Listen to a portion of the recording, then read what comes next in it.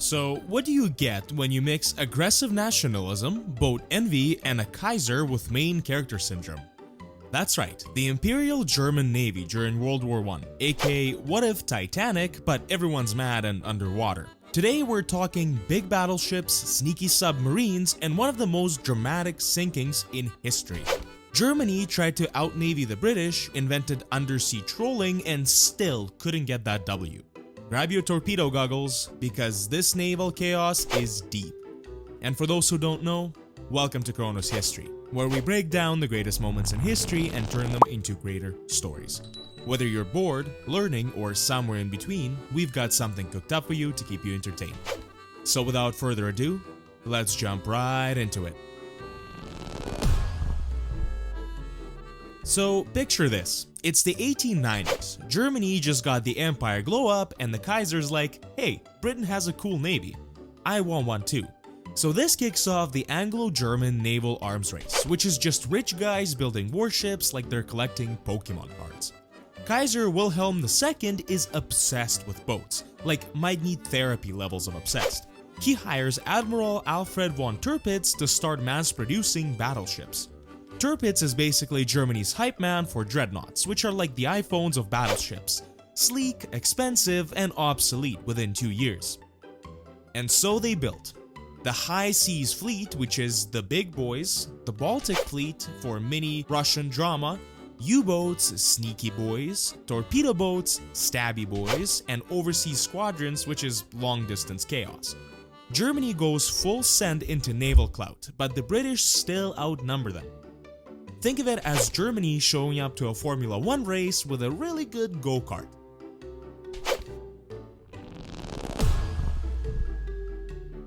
So now let's talk ships. By 1914, Germany's got 20 dreadnoughts, 30 pre-dreadnoughts, which are old-school clunkers, 5 to 6 battle cruisers, 40 cruisers, 150 torpedo boats, and 30 to 50 submarines, which by the way explode in number by 1917.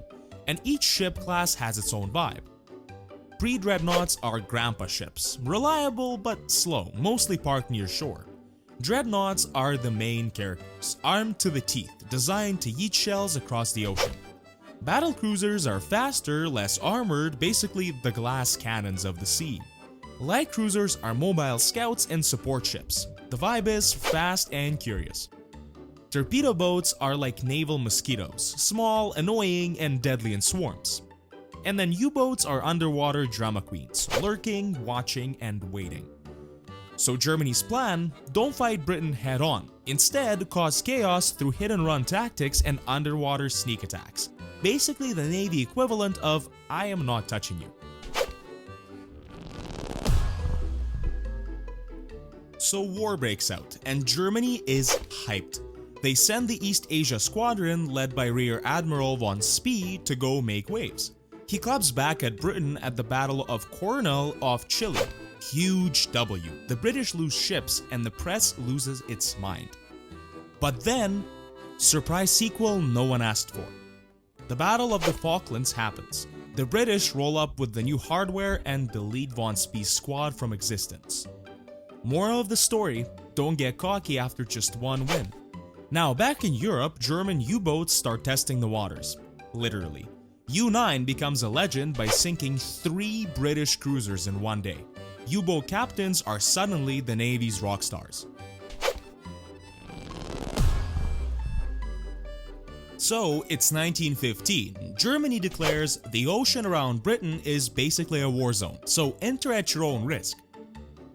Now enter the RMS Lusitania, a luxury ocean liner carrying 1,959 people, including 128 Americans, and secret war cargo.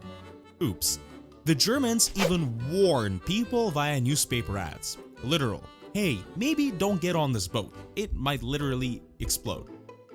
May 7th, 1915, U-20 spots the Lusitania near Ireland, fires one torpedo and the ship takes a hit. Then explodes again, probably from all the ammo it was totally not carrying. In 18 minutes, the Lusitania sinks, 1,198 people die, and the world is livid. America rethinking its neutrality. Germany takes a PR hit so bad, it basically pauses unrestricted submarine warfare for a hot minute.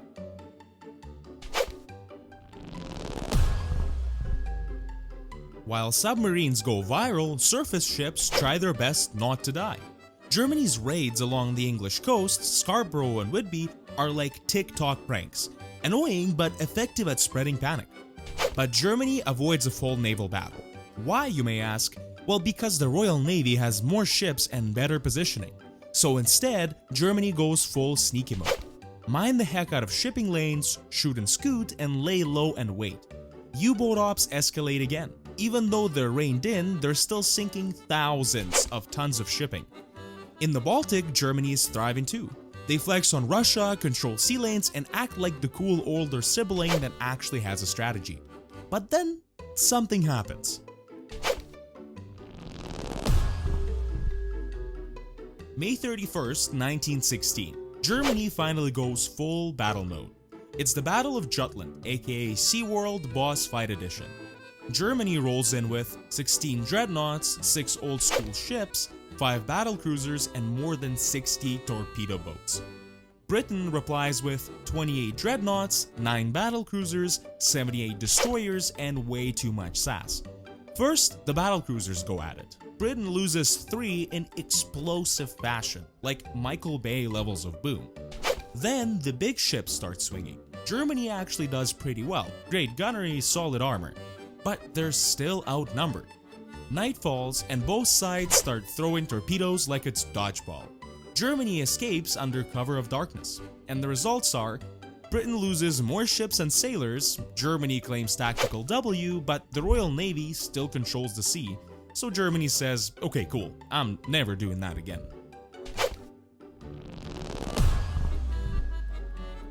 After Jutland, Germany goes all in on the thing they're actually good at.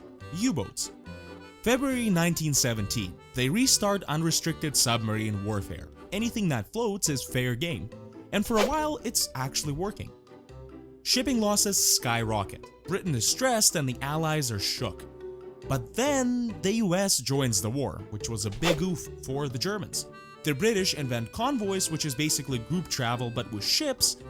Sonar and depth charges become a thing, and aircraft start spotting subs like it's hide and seek.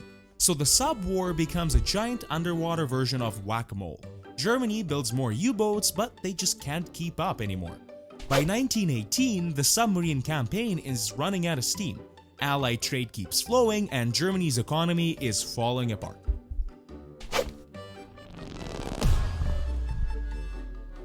Germany surrenders in November 1918. The Navy interned at Scapa Flow, chilling under British watch. Then comes the Treaty of Versailles in 1919, and it basically says, no submarines, just a few ships, and absolutely no fun allowed. But wait, there's one final act of this naval drama. June 1919, German sailors scuttle their own ships at Scapa Flow so the Allies can't have any of them. Like the ultimate rage quit. If we can't have a navy, no one can. Yeah, iconic, petty, and kind of punk rock.